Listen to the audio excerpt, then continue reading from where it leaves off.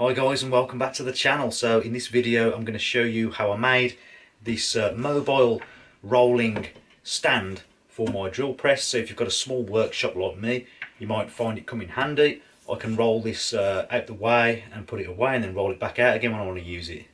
In this video I want to address an issue that I've got with my drill press.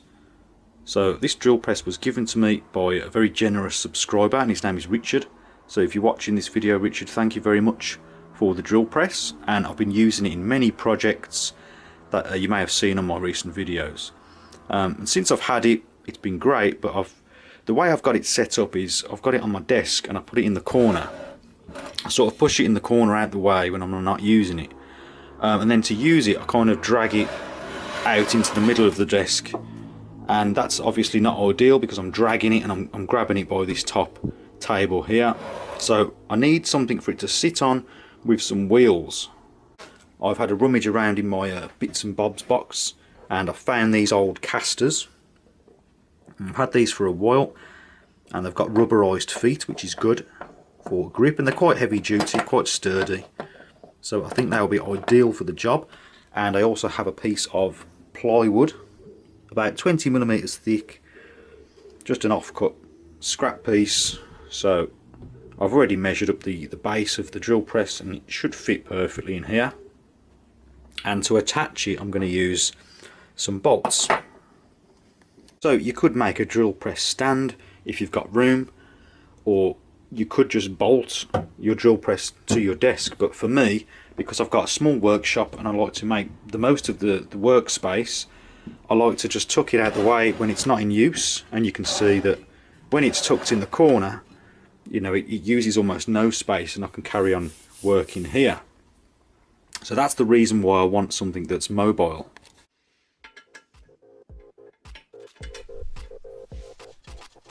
So the first thing to do was to dismantle the drill press from the base, and that would just make it easier to work with.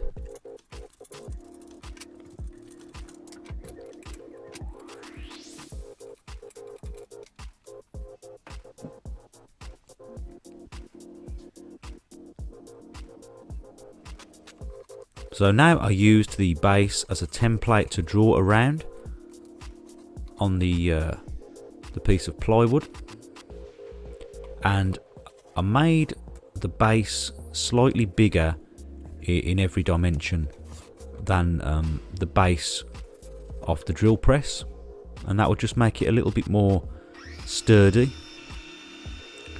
So then I cut it out with a circular saw.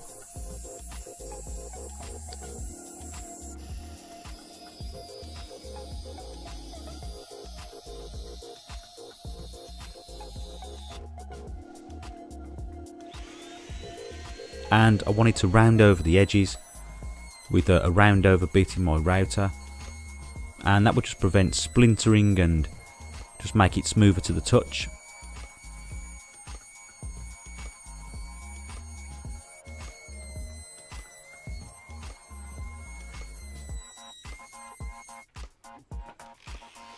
So then I gave it a rough sanding down with the detail sander.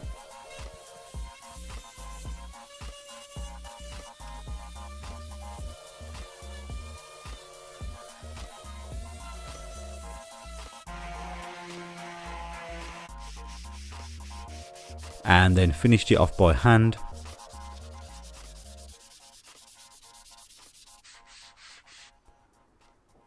And because it was quite rough, this wood, and it had some marks on it, I decided to coat it in a grey fence stain. And I gave it 2 or 3 coats of this.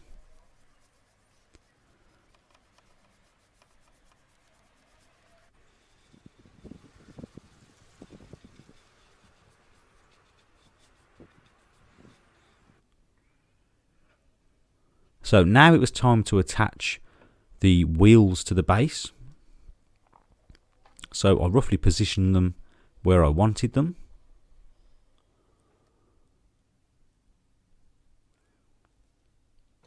I then drilled pilot holes, and I used self-tapping screws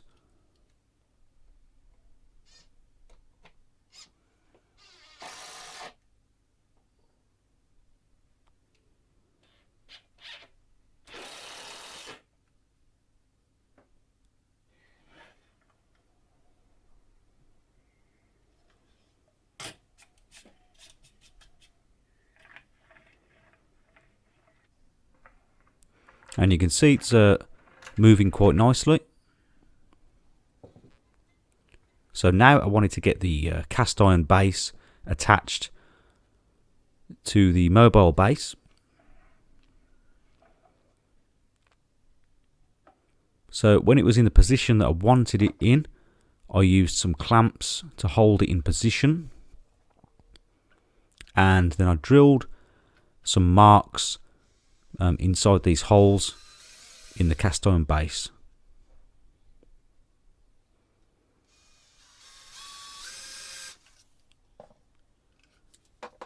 And now I could remove the clamps and then drill those holes all the way through.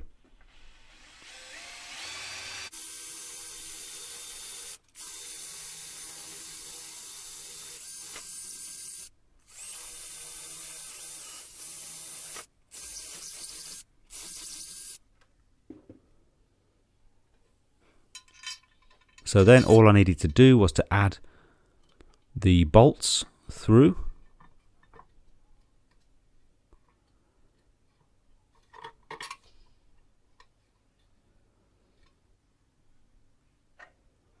So then I clamped it up again so that I could turn it upside down and then add the nuts and washers.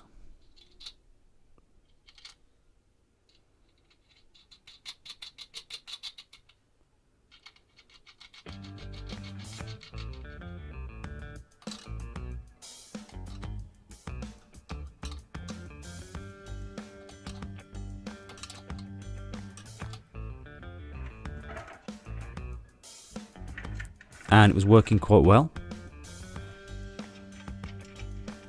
So now I just needed to reattach the drill press onto its base.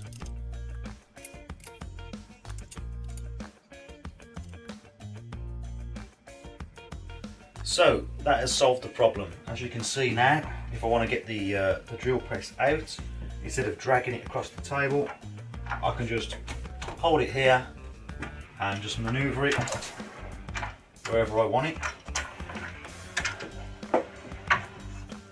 really easily. And you can see it is sturdy, not a problem. And then if I want to put it back, I can just roll him back. And if you wanted to keep it extremely steady, you can always use a quick clamp and just clamp it up. You can see that's going nowhere. So guys, if you found this video useful, please remember to like and comment, and also consider subscribing if you haven't already for more DIY videos.